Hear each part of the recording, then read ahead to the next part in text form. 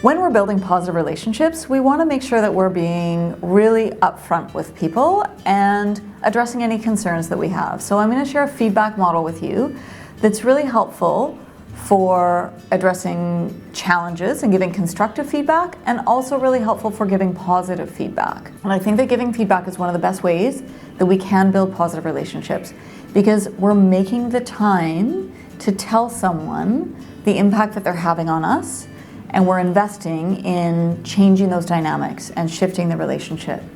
So, a challenge that I see in workplaces a lot is that when people get frustrated with someone else, they talk about them to other people. They don't talk to them. They run around the office and they tell everybody else, like, Betty is really frustrating me right now and I can't stand her, but they never actually go talk to Betty. So I want to teach you this feedback model, and I want you to take the opportunity and go and talk to Betty or whoever it is that's causing a challenge or a frustration for you. Because people will trust you more when you're straight with them. When you go directly to them, you address an issue, you tell them what's up, and then you get their feedback on it.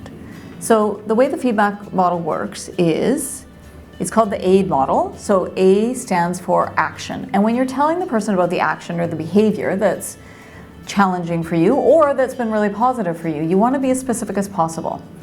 So instead of saying, I don't ever feel like you listen to me, right, which is kind of a vague judgmental statement, you want to make it as specific as possible.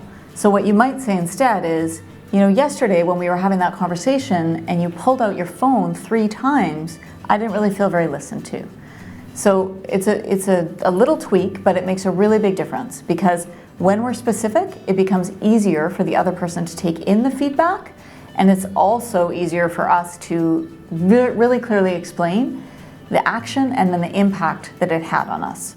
So you'll see in that example, the action was when you pulled out your phone 3 times during the conversation, I felt like you weren't listening to me, I felt like you didn't value our conversation, right? So the action and the impact are the first 2 steps. That's the part where you talk. Then you be quiet, you practice all your good listening, and you ask the question, what do you think's going on? What do you think we could do about this? So this is where you really listen to the other person to try and understand their perspective and what's going on for them in the situation. And then the final step is D, the desired outcome, and that's where together you come up with the desired outcome. So this isn't you telling the person, I want you to not pull out your phone when we're talking.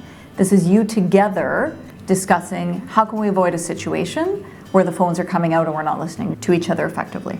This works really well whether you're in a peer-to-peer, like coworker relationship, or when you're in a manager and employee relationship. It doesn't matter what the relationship is. Still coming up with the desired outcome together enables you to connect more, and it also enables the person who's receiving the feedback to feel more committed to actually following through and making some changes because they have come up with the solution themselves.